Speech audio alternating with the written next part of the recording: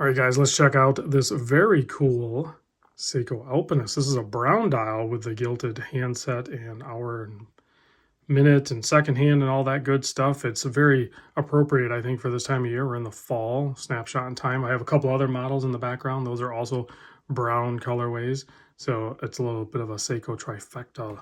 I think they all kind of blend together really good. I'll see if I can get some outside shots of this later. It's dark now, so I have to do this in the studio, but some of these are hard to capture with these studio lights. Anyway, guys, this is the spb209. Has a retail price of $725.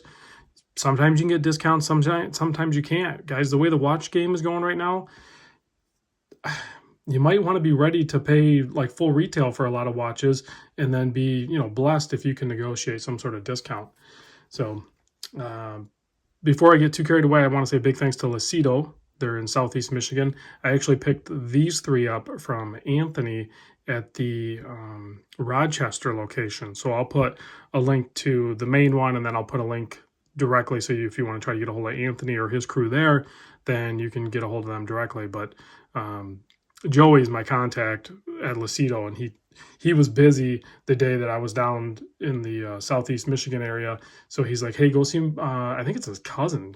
He's like, well, I think they call him Joey. So it's like Joey and Anthony. It's a family thing, guys. It's awesome. They have 3 awesome locations, and they had a bunch of great people working there. Definitely go check them out. I've been to all 3 locations now, and I don't have a favorite, honestly. All 3 locations offer something different, and they have different staff. So anyway, guys, back to the watch.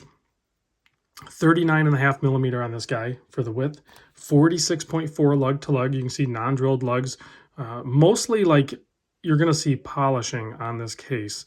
Now there is a little bit of brushing on the top of the lugs and all around there, but it kind of gives you the illusion that it's mostly a polished case because the brushing is very minimal.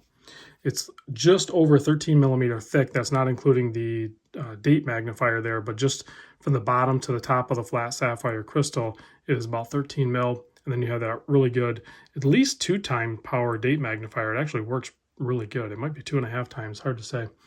20 millimeter lug width here, and you have a 6 millimeter screw down crown that is going to operate the movement. So if you want to wind it, hack the movement, adjust the time, that's all going to be done with this crown.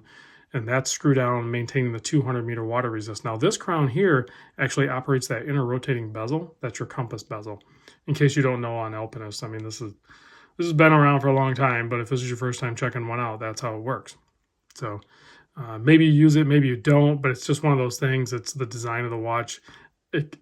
Seiko has done models without that, and it looks weird to most of us Seiko-holics. We kind of need that inner rotating bezel crown there. It's like completes the Alpinist look for us. Weighs in at about 85 grams. You do have a display case back showing off that 6R35 movement. So a 70-hour power reserve, 24 joules. It has an accuracy stated by Seiko at up to a plus 25 and all the way down to a minus 15 seconds per day. So kind of a wide range there, but they are, overall pretty accurate on wrist, I find. And calfskin leather on this.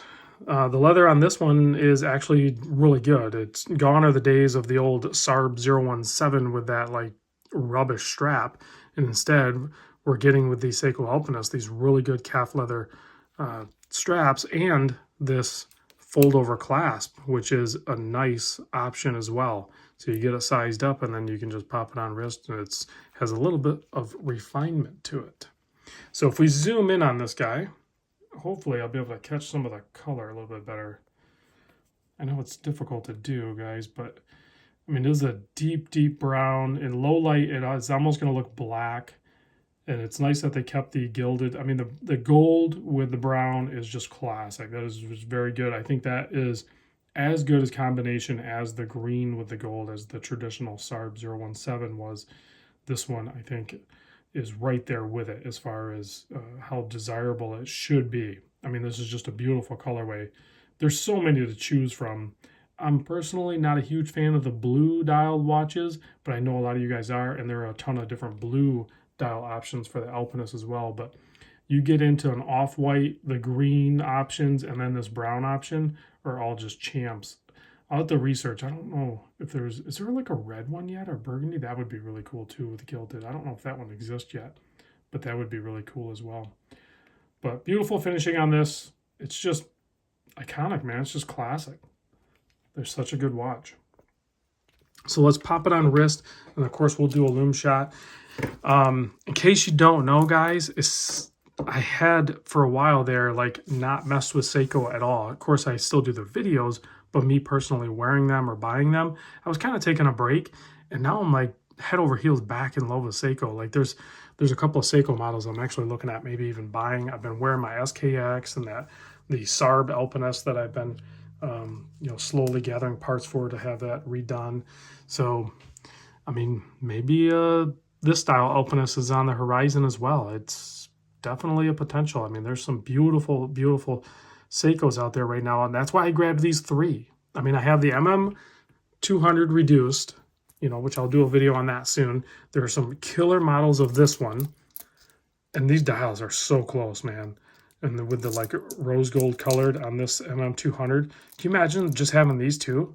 I mean, you'd have like your regular non-diver sport watch, and then you have your dive watch. Boom, done.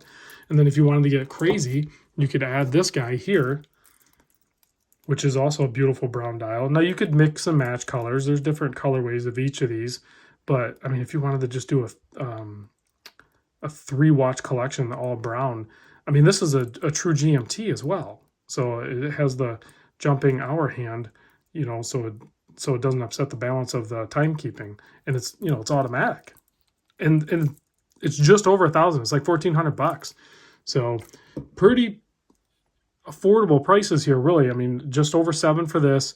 I'll have to look up the price on this. I don't remember what they are on this. I think these are over $1,000 as well. Now that one's over $1,000, but so I'm not saying that's cheap. That is still a lot of money. I get it, but they're obtainable, guys. You can actually get these. So let's kill the lights and check the Lume on this. And then, of course, if you guys have any questions, you can hit me up, or you can ask the guys and gals over at Lucido or something like that. But look at that Lume. I mean, Seiko just never disappoints with the Lume. Beautiful job. Even with the smaller plots like that, it's still just easily legible to the naked eye. One gripe I could see, maybe doing like 2 dots up at the 12 so I could just orientate it quicker. Seiko, I know you watch my videos. Maybe just do 2 dots up top on the Alpinist. That's a simple change, right? I think you should be able to accommodate us there. They're not going to do it. All right, guys. Thanks for watching. I'll see you on the next vid.